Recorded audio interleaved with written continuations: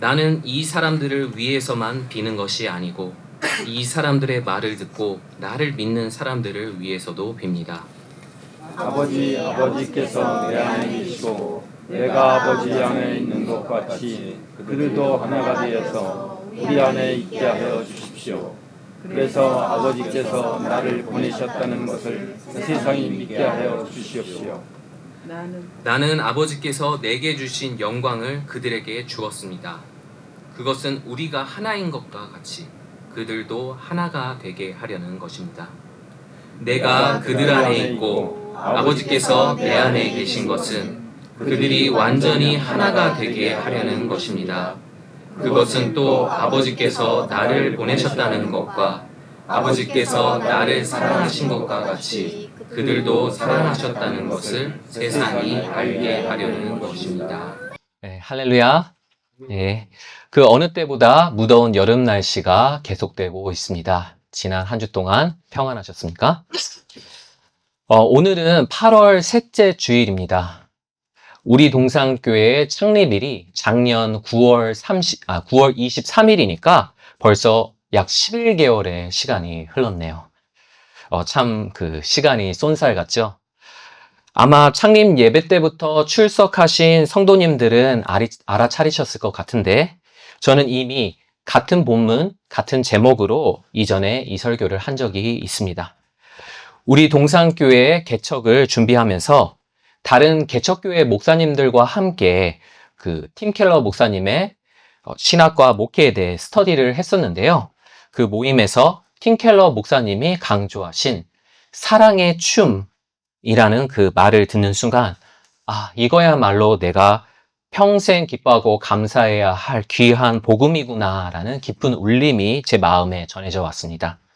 그래서 이 복음을 진정으로 누리고 만끽하는 공동체가 되기를 소망하면서 교회 창립 거의 첫 번째 주일 예배 때 이 설교를 하게 됐던 거죠.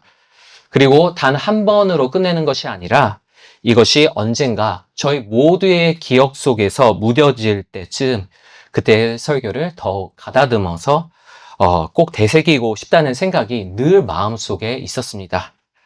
오늘 설교는 본문 주의 중심의 설교라기보다는 본문을 통해서 사랑의 춤에 대해 살펴보는 주제 설교가 될 것입니다.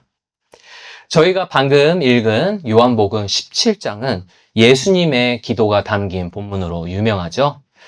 예수님께서는 붙잡히시기 전 얼마 남지 않은 시간을 제자들과 함께 보내고 계셨습니다. 그리고 마지막으로 하나님 아버지께 기도를 드리셨는데 이 기도는 성경에 기록된 예수님의 그 기도들 중 가장 긴 기도입니다. 1절부터 마지막 26절까지 다 예수님의 기도이죠. 이 본문을 기록한 사도 요한은 이렇게나 긴 분량을 할애할 만큼 이 기도를 중요하게 여겼던 거죠. 오늘은 그 긴 분량 중에서 예수님이 교회를 위해 드리셨던 기도에 대해 함께 살펴보려고 합니다. 예수님은 교회를 위해서 뭐라고 기도하셨을까요? 21절을 함께 읽겠습니다. 아버지께서 내 안에 계시고 내가 아버지 안에 있는 것과 같이 그들도 하나가 되어서 우리 안에 있게 하여 주십시오. 네. 예수님이 교회를 위해 기도하셨던 첫 번째 기도 제목은 교회가 하나 되는 것이었습니다. 오늘 본문에서 예수님은 하나라는 말을 총 4번이나 반복하시면서 교회가 하나 되기를 간구하셨는데요. 그런데 하나가 된다는 것은 도대체 뭘까요? 예수님은 교회가 하나됨에 있어 누군가를 모델로 삼기를 원하셨는데요. 그 모델은 바로 아버지와 아들, 즉 성부와 성자였습니다. 아버지 당신과 아들인 내가 하나인 것처럼 교회도 하나 되게 하옵소서. 이것이 예수님이 소망하셨던 교회의 하나됨이었죠. 성부와 성자는 하나다라는 말을 들으면 우리 그리스도인들은 자연히 삼위일체라는 말을 떠올리게 되죠. 삼위일체는 기독교에서 가장 유명하고도 중요한 교리 중 하나이지만 동시에 사람들이 가장 많이 오해하는 교리이기도 합니다. 저는 삼위일체를 이렇게 이해하시는 분들을 참 많이 봤는데요. 저는 전여명이라는 한 명의 사람이죠. 교회에서는 목사이고 또 아내에게는 남편이고 또 부모님께는 아들입니다. 모두가 저라는 한 명의 동일한 인물이지만 역할에 따라서 저마다 다른 모습을 할 뿐이죠. 마찬가지로 성부, 성자, 성령은 이름만 다를 뿐이지 똑같은 한 분이 구약에서는 성부 하나님으로 나타나셨고 신약에서는 예수님으로 오셨고 오순절 이후에는 성령으로 나타나셨다는 거죠. 이것을 양태론이라고 하는데 이것은 절대로 성경이 가르치는 삼위일체가 아닙니다. 성부,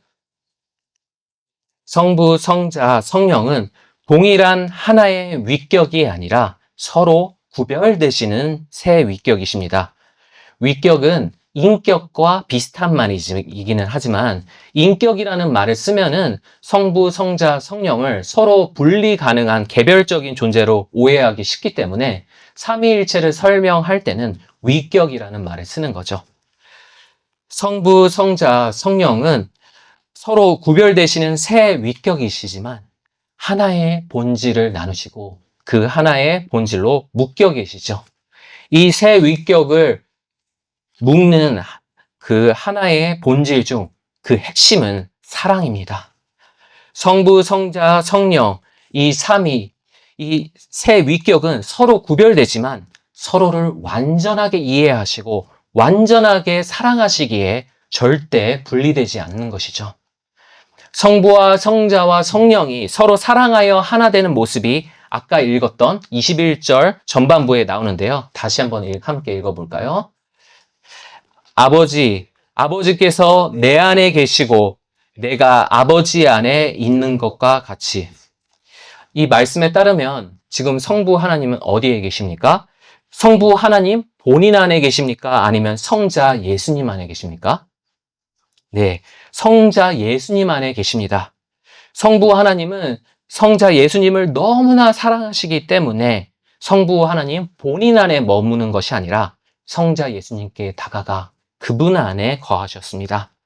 성자 예수님도 아버지 하나님을 너무나 사랑하시기에 성자 예수님 본인 안에 머물지 아니하시고 성부 하나님께 다가가서 그분 안에 거하셨죠. 이렇게 성부, 성자, 성령은 서로를 진정 사랑하기 때문에 자기의 자리를 벗어나서 자기 중심성을 벗어나서 서로 상대방 안에 거하신다는 것입니다. 이러한 삼위일체 하나님의 모습을 가리켜서 몇몇 교부들은 상호내주라고 불렀습니다. 서로 내주한다. 서로의 안에 거한다라는 뜻이죠. 이 상호내주라는 말은 헬라어로 페리코레시스인데요. 이 페리코레시스라는 말은 둘레를 의미하는 페리와 주위를 맴돌며 춤춘다라는 페리시스가 합쳐져서 생긴 합성어입니다. 그 당시의 문화에서는 무대 위에서 춤꾼들이 서로 이렇게 손을 맞잡고 원으로 빙글빙글 도는 춤을 추고는 했었는데요. 아마도 우리나라의 그 강강술래춤과 비슷할지 모르겠습니다. 성부, 성자, 성령은 서로를 너무나 사랑하시기 때문에 자기의 자리를 떠나 다른 상대방에게 먼저 다가가시고 그 상대방을 중심으로 주위를 빙글빙글 맴돌며 춤을 추신다는 것입니다. 이러한 의미에서 삼위일체는 성부, 성자, 성령이 추시는 사랑의 춤, 사랑의 댄스라고 불리고는 했습니다. 그리고 성부, 성자, 성령이 서로를 향해 품고 계시는 그 이타적인 사랑은 이 사랑의 춤을 통해 명확하게 드러난다고 여겨지고는 했죠. 삼위일체 하나님이 가지고 계신 이 이타적인 사랑은 너무나도 풍성해서 그 무엇으로도 가두어지지가 않고 언제나 밖으로 흘러 넘칩니다. 남편과 아내가 너무나 사랑하면 그 사랑을 흘려보내줄 자녀를 만들게 되듯이 하나님은 자기의 이 넘쳐나는 사랑을 누군가에게 흘려보내주고 싶으셨습니다. 그래서 하나님은 그분의 사랑을 흘려보내줄 이 세상을 창조하셨던 것이죠. 하나님이 이 세상이 필요해서 하나님께 무엇인가가 부족해서 무엇인가가 결핍되어 있어서 창조하신 것이 아닙니다. 하나님은 사랑이시기에 언제나 그 사랑을 확장하고자 하는 그 거룩한 성품을 가지고 계시기 때문에 세상을 만드신 것이죠. 사랑이야말로 하나님께서 이 세상을 창조하신 근본적인 이유이자 원동력이셨던 겁니다. 이전 설교 때 서사모님께서 자녀들을 대하는 모습을 제가 보면서 하나님의 사랑의 창조자 되심을 느꼈다고 말씀드린 적이 있었는데요. 전에 사모님이 아이들을 흐뭇하게 바라보시면서 아유, 쟤들이 나중에 크면 정우성, 현빈보다 더 잘생길 거야 라고 하는 거를 말씀하신 걸 여러분이 아마 기억하실 겁니다. 근데 그때로부터 1년이 지난 지금도 그 사랑이 전혀 식지 않으셨는데요. 몇 주 전에도 목사님, 쟤 참 잘생겼죠? 저만 그런 건가요? 제 새끼라서 그런 건가요? 라고 이렇게 말씀하시더라고요. 저는 사모님이 결혼하시기 훨씬 전 그 20대 초중반의 그 앳됐던 모습부터 보아왔는데요. 어느새인가 그 2명의 자녀를 출산하고 내 몸을 통해 그 지음을 받은 그 생명을 정말 기뻐하고 소중히 여기는 모습을 보면서 저게 어머니구나라는 그 오묘함을 느낍니다. 그 자녀가 있으신 분들은 경험하셨겠지만 태어난 아기를 내 품에 처음 안아보는 순간, 나를 통해 창조된 내 자녀를 처음 마주하는 순간 경이로움을 느끼죠. 부모가 되기 위해서 사전에 특별 훈련을 받은 것도 아닌데 이전에는 한 번도 누군가에게 줘본 적이 없는 그런 사랑이 나조차도 내 안에 그러한 것이 있었는지 몰랐던 그러한 사랑이 어느새인가 흘러나옵니다. 그러면서 어느새인가 내 모든 생활이 내 중심에서 벗어나서 내 사랑스러운 아기를 중심으로 돌아가고 있음을 발견하게 되죠. 부모는 자녀에게 한없이 나 자신을 내어주면서 사랑의 춤을 추는 것입니다. 무엇이 부모로 하여금 이러한 이타적인 사랑을 가능하게 합니까? 그것은 우리 인간이 삼위일체 하나님을 닮은 존재이기 때문이겠죠. 아까 말씀드린 것처럼 사랑의 춤을 추시는 삼위일체 하나님은 자신의 그 넘쳐나는 사랑을 흘려보내기 위해서 세상을 창조하셨습니다. 자기가 만든 이 모든 세상을 바라보시며 좋았다, 참 좋았다라고 기뻐하셨죠. 그런 하나님의 마음이 자녀를 사랑하는 부모의 모습에 반영되어 있는 것이죠. 우리 인간은 사랑의 춤을 추시는 하나님의 형상을 따라서 창조되었기 때문에 부모일 때만 이타적인 것이 아니라 모든 삶이 이타적이어야 할 존재인 것입니다. 이 사실을 잘 알고 계신 예수님은 우리 인간에게 있어 가장 중요한 2가지 계명을 가르치셨습니다. 첫 번째 계명이 뭐죠? 다 함께 읽어보겠습니다. 내 마음을 다하고 목숨을 다하고 뜻을 다하여 주 너의 하나님을 사랑하라. 내 마음과 사랑의 방향이 나 자신이 아니라 하나님을 향해야 한다는 것이죠. 그럼 2번째 계명은 뭘까요? 다 함께 읽겠습니다. 내 이웃을 내 몸과 같이 사랑하라. 네. 이건 역시 내 마음과 사랑의 방향이 나로부터 이웃을 향해 흘러야 한다는 것입니다. 이것들을 정리해보면 우리 인간은 원래 자기중심적인 존재가 아니라 타자지향적 존재로 지음을 받았다는 것을 알 수 있습니다. 내 사랑이 자기 자신이라는 그 울타리를 넘어서 밖에 있는 타자를 향해 흘러가는 것, 이것이 원래 하나님께서 의도하셨던 인간이란 피조물의 디자인이었던 거죠. 예수님께서 오늘 본문에서 기도하시기를 교회에 속한 우리 모두가 이러한 하나님의 의도를 따라서 타자지향적인 모습으로 서로를 대하기를 원하셨습니다. 사랑의 춤을 추시는 삼위일체 하나님처럼 우리도 서로에게 먼저 다가가 상대방에게 나를 내어주며 진정으로 하나 되기를 소망하신 것이죠. 하지만 안타깝게도 우리에겐 심각한 문제가 있습니다. 사랑 그 자체이신 삼위일체 하나님과는 다르게 우리에게는 누군가를 사랑한다는 것이 참 어렵다는 거죠. 다른 누군가를 사랑하기 위해서는 상대방 안에 거할 수 있어야 하는데, 우리는 자기 자신이라는 그 울타리 안에 갇혀서 우리 스스로의 힘으로는 절대 헤어나오지를 못한다는 겁니다. 20세기 초에 마틴 부버라는 유대인 철학자가 있었습니다. 그가 30대였을 때 제1차 세계대전이 발발했고 수많은 사람들이 죽어나가는 걸 가까이서 지켜보았습니다. 그는 그런 환경 속에서 왜 인간이 서로 하나 되지 못하고 갈등하는지를 깊이 고민했는데요. 그리고 그런 성찰을 담아서 나와 너라는 책을 썼습니다. 부버에 의하면 내가 다른 사람을 사랑하기 위해서는 나와 너의 관계를 맺어야 합니다. 나와는 다른 너를 인격 대 인격으로 존중하고 사랑하는 것이죠. 하지만 사람들은 상대방과 나와 너의 관계가 아니라 나와 그것의 관계를 맺으려 합니다. 나와 그것이란 상대방을 한 인격으로 대하는 것이 아니라 상대방을 내 결핍과 탐욕을 채워줄 도구로 간주하고 인격 대 도구로 대한다는 것이죠. 부부를 예로 들면 남편과 아내가 나와는 다른 너를 인격 대 인격으로 존중하고 사랑할 때는 이 둘은 진정 하나 됩니다.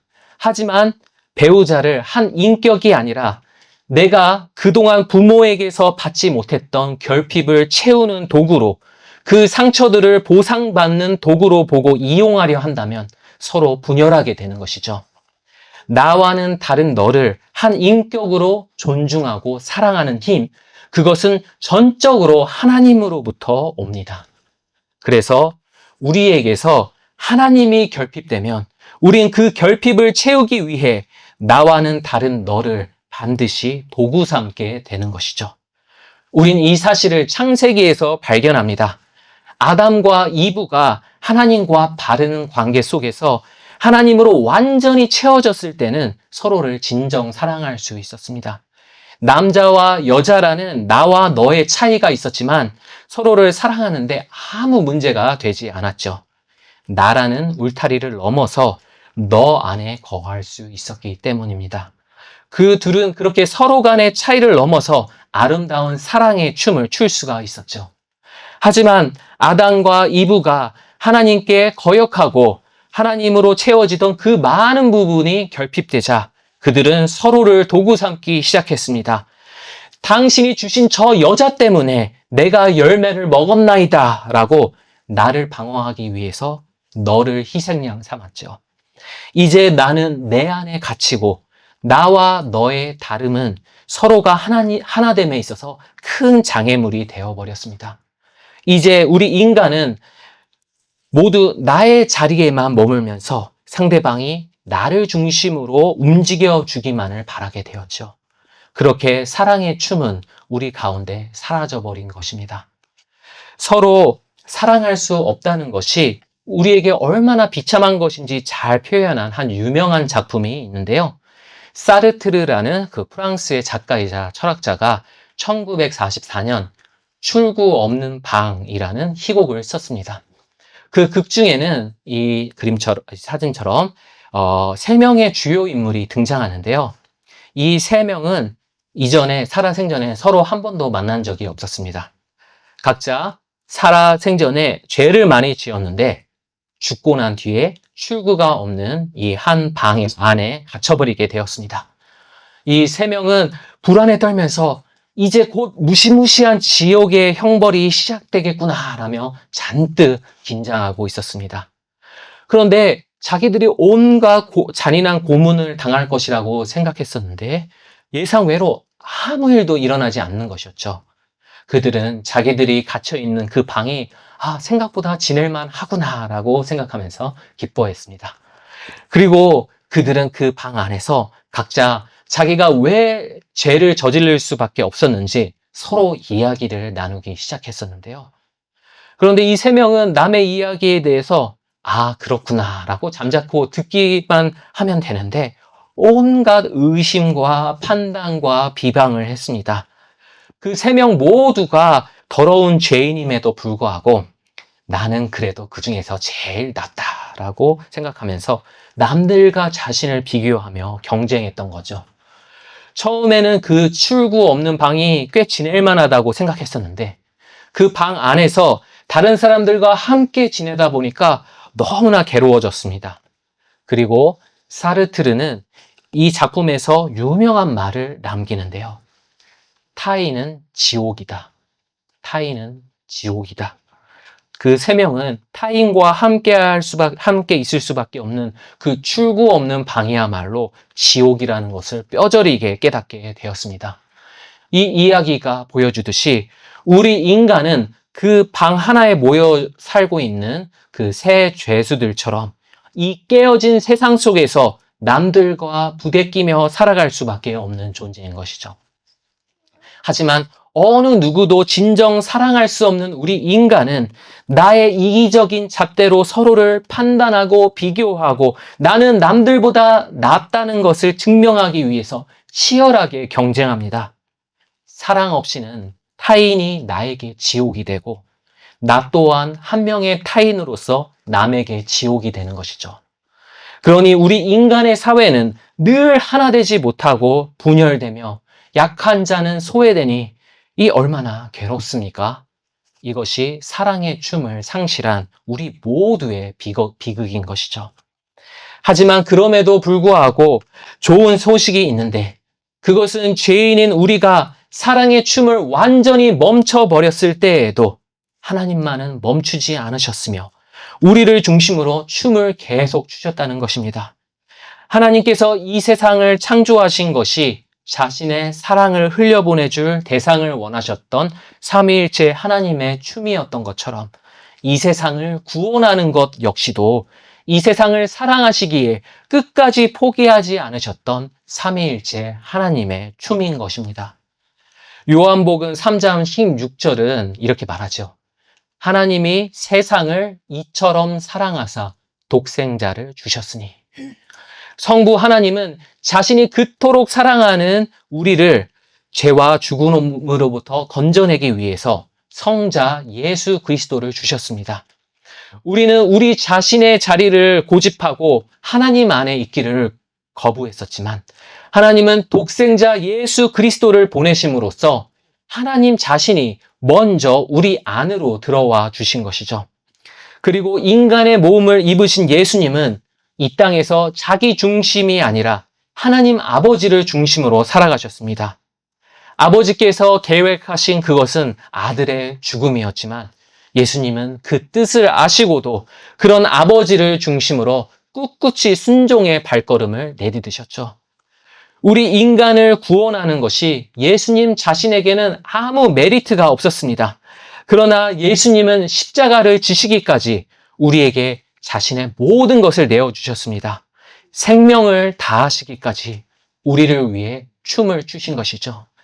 그로 말미암아 우리는 죄사함을 받고 다시금 나라는 울타리를 넘어서 생명의 근원이자 사랑의 공급처이신 하나님 안에 거할 수 있게 된 것입니다. 그리고 그 후 예수님께서 하나 되게 하여 주시옵소서라고 그토록 간절히 기도하셨던 그 공동체가 탄생하게 되었죠. 그것이 바로 교회입니다. 예수님이 승천하신 후 오순절날 예수님의 제자들은 모두 한 곳에 모여 있었습니다. 그때 예수님이 약속하셨던 성령이 거기 있는 모든 자들에게 임했고 그들은 방언으로 말하기 시작했죠. 그들은 모두 다 갈릴리 출신이기 때문에 평소에는 같은 언어로 소통했었지만 성령이 임하자 저마다 다른 지역의 언어로 복음을 말하고 복음을 듣는 일이 일어났습니다. 더 놀라운 것은 저마다 다른 언어로 복음을 말했지만 서로를 완벽하게 이해하고 서로 하나 되는 사건이 일어난 것이죠. 우리 인간이 나의 높아짐에 집착하여 바벨탑을 쌓았을 때에는 각자가 말하는 언어가 달라서 서로를 이해하지 못하고 흩어질 수밖에 없었습니다. 하지만 성령이 임하자 너와 나의 언어적 차이, 너와 나의 다름은 더 이상 소통의 장벽이 아니라 오히려 서로를 더욱 이해하고 채워주는 아름다운 하모니가 되었죠. 이처럼 예수님께서는 성령을 통해서 우리가 저마다 다른 배경, 다른 모습, 다른 생각을 갖고 있음에도 불구하고 서로 하나 되게 하신 것이죠. 이러한 의미에서 교회는 주 예수께서 우리를 위해 주셨던 그 사랑의 춤으로 말미암아 내 안에 바벨탑이 무너지고 나와 너가 하나 된 자들의 공동체인 것입니다. 성부, 성자, 성령은 다시금 우리를 그 거룩한 무도장의 정중앙에 두시고 사랑의 춤을 추시며 우리를 나라는 감옥으로부터 자유케 하시죠. 성부, 성자, 성령이 서로 구별되시지만 사랑으로 하나이신 것과 같이 삼위일체 하나님을 중심으로 너와 나의 다름을 극복하고 서로가 함께 사랑의 춤을 추는 공동체가 바로 교회인 것입니다. 물론 우리 모두는 아직 성화의 과정 중에 있기 때문에 서로를 이기적으로 대할 때가 참 많죠.